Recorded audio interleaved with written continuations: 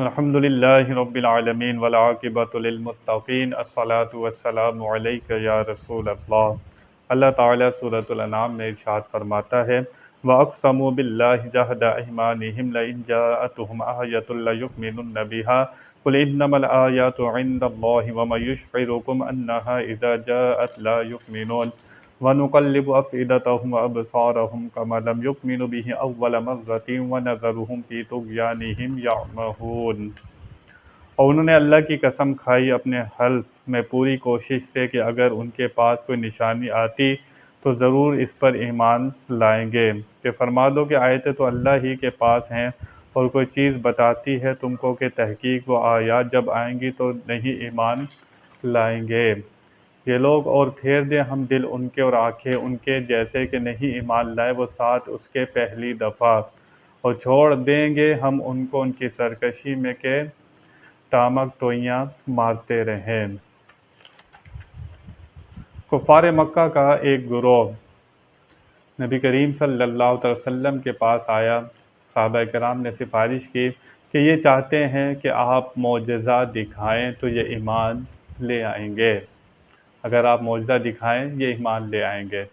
اس سے پہلے بھی نبی کریم صلی اللہ علیہ وسلم نے اتنے معجزات دکھائے، انہوں نے ایمان قبول نہیں کیا۔ اللہ فرماتا ہے اگر آپ ان کو معجزہ دکھا بھی دیں گے تو یہ ایمان لانے والے نہیں ہیں۔ کوئی بھی شخص معجزہ دیکھ کر ایمان نہیں لاتا، ایمان ہدایت اللہ تعالیٰ کی طرف سے ملتی ہے۔ تو یہاں پر اللہ نے واضح طور پر بتا دیا کہ فرمائشی معجزہ اگر آپ دکھا رہے ہیں، یہ اللہ تعالیٰ کا قانون ہے۔ جب کفار آئے نبیوں کے پاس اور انہوں نے چاہا کہ کوئی فرمائشی معجزہ دکھائیں، جب نبیوں نے فرمائشی معجزے دکھائے اور قوم نے نہیں مانا تو پھر عذاب آیا۔ صالح علیہ السلام کی قوم نے کہا حضرت صالح علیہ السلام کو کہ آپ معجزہ دکھائیں، یہ سامنے پہاڑی ہے، یہ پھٹے، اس میں سے اونٹنی نکلے حاملہ، وہ بچہ جنے، پھر ہم ایمان لے آئیں گے۔ صالح علیہ السلام سے فرمائشی معجزہ قوم نے مانگا، ایسا ہی ہوا، قرآن میں واقعہ موجود ہے۔ وہ پہاڑی پھٹی، اس کے اندر سے اونٹنی نکلی، اس میں حاملہ تھی، اس نے بچہ دیا۔ وہ بچہ جب اللہ کی نشانی تھا، وہ اللہ کی اونٹنی تھی، تو وہ اللہ کی طرف سے آئی تھی، تو کھاتی پیتی بہت تھی۔ جس میدان میں، جس جنگل میں وہ منہ رکھ دیتی تھی، جس تالاب میں منہ رکھ دیتی تھی، وہ پانی کا سارا پی جاتی تھی، سارا کا سارا چارہ کھا جاتی تھی، کھاتی پیتی بہت تھی۔ قوم نے اس کی ٹانگیں کاٹ دی، اس اونٹنی کی پلان دو چار لوگوں نے بنایا اور قوم اس پر راضی تھی، اس اونٹنی کی ٹانگیں کاٹ دی۔ اللہ تعالیٰ کی طرف سے عذاب آیا اسی وقت، کیونکہ فرمائشی معجزہ مانگا تھا، اس کے بعد قبول نہیں کیا، الٹی نافرمانی کی، تو اللہ تعالیٰ کی طرف سے عذاب آیا۔ ہمارے نبی کریم صلی اللہ تعالی وسلم کے اتنے معجزات وہ دیکھا کرتے تھے، چاند کے 2 ٹکڑے ہوتے ہوئے بھی دیکھا، سورج کو واپس آتے ہوئے بھی دیکھا، درختوں کو جڑ سے اکھڑ کر آپ کے پاس آتے ہوئے بھی دیکھا، کنکروں کو پتھر کو کلمہ پڑھتے ہوئے بھی دیکھا، اونٹنی حضور کھول دیتے ہیں، وہ بچوں کو دودھ پلا کر واپس آ جاتی ہے۔ یعنی کہ اتنے معجزات نبی کریم صلی اللہ تعالی وسلم نے دکھائے، لیکن جس کو ماننا تھا، جس کے نصیب میں ہدایت تھی، اس نے قبول کیا، جس کو نہیں ماننا تھا اس نے قبول نہیں کیا۔ تو نبی اللہ کی طرف سے جو معجزہ دکھاتے ہیں وہ خود سے نہیں دکھاتے، اللہ کی طرف سے عطا ہوتا ہے۔ یہ سب کچھ ولی جو کرامت دکھاتا ہے، نبی جو معجزہ دکھاتا ہے، وہ اللہ تعالیٰ ان کو اختیار دیتا ہے، اللہ تعالیٰ کی طرف سے حکم ہوتا ہے، اللہ تعالیٰ اس کو طاقت دیتا ہے نبیوں کو، تو وہ معجزہ دکھاتے ہیں۔ کوئی یہ عقیدہ نہ رکھے کہ نبی ولی ذاتی طور پر اختیار رکھتے ہیں، ذاتی طور پر کوئی اختیار نہیں رکھتا۔ نبی ولی کو جو عطا ہوتا ہے اللہ تعالیٰ کی طرف سے عطا ہوتا ہے، تو جب اللہ تعالیٰ کی طرف سے عطا ہوتا ہے تو برابری نہیں ہوتی۔ شرک کب ہوتا ہے کہ جیسا کمال آپ اللہ کے لیے مانتے ہیں ویسا ہی نبی ولی میں یا کسی بندے میں مان لیں تو شرک ہوتا ہے۔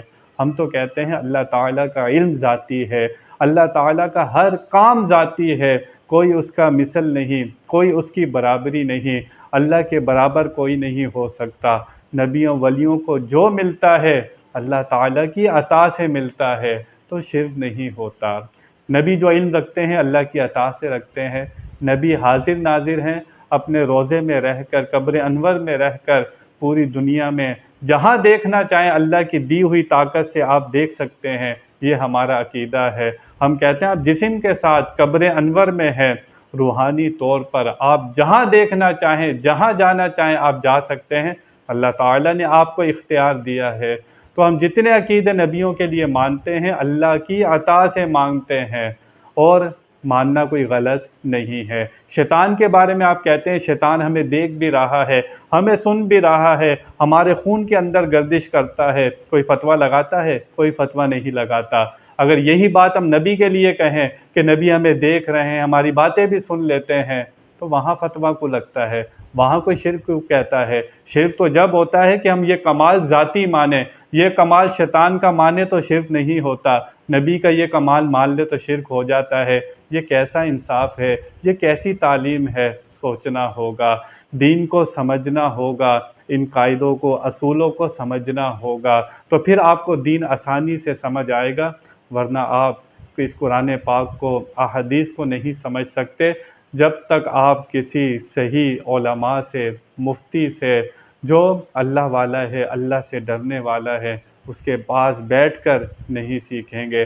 آپ میٹرک کرتے ہیں، کتنی محنت کرتے ہیں، ایم اے کرتے ہیں، کتنی محنت کرتے ہیں، کتابیں بھری پڑی ہیں، آپ خود سے مطالعہ کرنا چاہتے ہیں؟ نہیں، خود سے کوئی ڈاکٹر نہیں بنتا، خود سے کوئی وکیل نہیں بنتا۔ تو دین کا علم ایسے ہی سمجھ میں آ جائے گا، کسی اللہ والے سے سمجھنا ہوگا۔ یہ رب کا کلام ہے، اس کے اندر کتنے قاعدے ہوتے ہیں، کتنے اصول ہوتے ہیں، کو سمجھنا ہوگا۔ آپ خود فیصلہ نہیں کر سکتے، آپ کو تعلیم حاصل کرنا ہوگی۔ تو اللہ تعالی ہمیں ان چھوٹی چھوٹی باتوں کو سمجھنے کی توفیق عطا فرمائے۔ اللہ تعالی ہمارے سینوں کو قرآن و حدیث کے لیے کھول دے۔ وآخر دعوانا ان الحمد للہ رب العالمین۔